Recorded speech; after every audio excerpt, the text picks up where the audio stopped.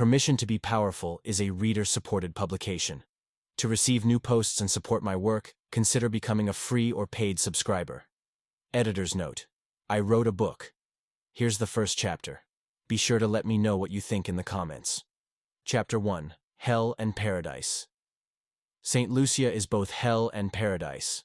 I wondered how I might capture the island's mystique in a way that might register with an American reader. A place like that is so far off the average American's radar that they have no clue what it's like until they finally visit. Every time a foreigner comes here, culture shock hits them like a bus, a rude awakening.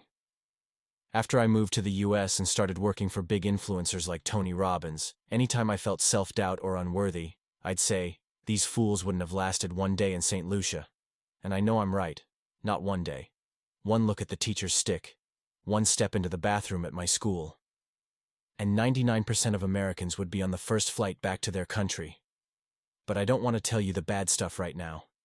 After thinking about it, I thought I'd start with Pigeon Point. We begin here for many reasons. Pigeon Point is a little island about half a mile offshore at the northern tip of St. Lucia. Back then, nobody could access the place without a boat, so most people only got to go there once or twice. Suddenly, the Pirates of the Caribbean becomes real when you go to Pigeon Point. On the island stood ruins from St. Lucia's colonial past. Old army barracks, an armory, 2 lookout points at the top of 2 mountains, and maids' quarters. Cannons littered the place. A couple of old houses and a cemetery rounded out the site. It was a time capsule for the 1700s. Everything was made out of bricks that people don't make anymore, from an archaic type of cement that no longer exists. Today, the island is connected to the mainland with a causeway constructed in the 80s. So, now, people go there all the time. I had many birthday parties for myself and others there. People get married all the time there. They throw massive concerts and events there. It's a stunning backdrop. The air there is extra salty. You can detect the vague whiff of sea life wherever you go in the air. And the winds are heavy and constant. The type of wind you need to propel a sailing ship across the Atlantic. There's no denying that Pigeon Point is a magical place. I'm sure thousands of babies have been conceived at that place. Erica and I spent lots of time there. I wanted to start here because Erica and I once went to Pigeon Point, and the strangest thing happened. Erica was near the shoreline, enjoying the crash of waves in the water. I sat further up the beach, watching her do her thing. Looking down at the sand, at my feet, I saw 2 dead baby leatherback turtles. It is a very curious sight. Sea turtles are rarely spotted during the day. When a turtle comes to shore to lay eggs, it's usually very late at night. Likewise, baby turtles head to the sea at night when they hatch. So, I rarely saw such things in my day-to-day life. I'd lived on the island for most of my life, yet this was still a once-in-a-lifetime moment.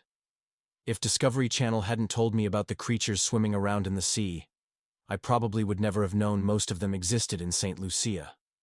Maybe that's an exaggeration.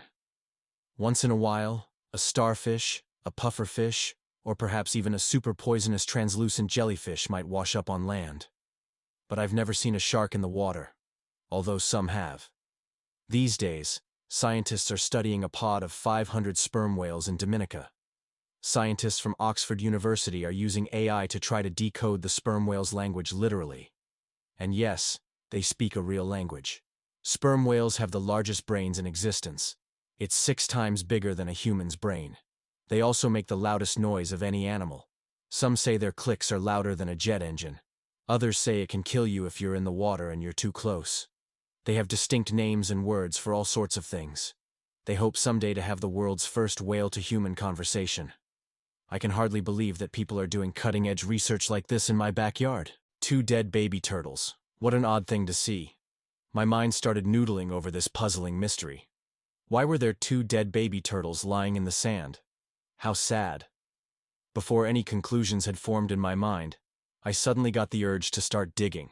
I got on my hands and knees and started digging. About a foot deeper, I found another baby turtle. This one was still alive. "Erica," I said, "come see this." "What?" Come quick." "Found a baby turtle, and it's still alive. Come and dig with me. I think there's more." Another half a foot, and I found 3 more. They looked so much cuter in real life, with their miniature shells, big bulbous eyes, and tiny flippers. They were leathery all over. And once they saw the light of day, they started puttering around in the sand. I kept digging. And we kept finding more turtles. It looked like what happened was the baby turtles weren't strong enough to dig themselves out of the sand when the rest of their siblings hatched. These were the runts of the litter. I bought my theory. The sand was coarse and rough. It was packed tight and cooked from a full day in the sun. Probably not too easy to dig oneself out of. The baby turtles were all in the process of dying before they even got a start at life. How relatable. I kept digging. From the hole in the ground, I found dozens of golf ball-sized eggs that had all hatched. And sure enough, there were more baby turtles. A lot more. "What are we going to do with them?" Erica said. "Set them free, of course," I said. A security guard stopped us, and his bright idea was to bring some of them home. Probably to eat them. So, yeah. There's that. I sent Erica off to the water with 2 in hand. They took to the sea instantly, vanishing into the big blue deep. Some turtles in the nest were dead, and others were too deep to rescue. However, by the end of that afternoon, Erica and I had rescued at least 25 baby turtles. What joy, seeing them have a shot at life. I felt like I'd done something so important that day. Some of the same turtles would return to lay their eggs in a few years. All because I listened to my gut. What a beautiful day. We couldn't wait to tell Erica's parents all about it. Until next time. Anton Dancer, writer, Buddhist.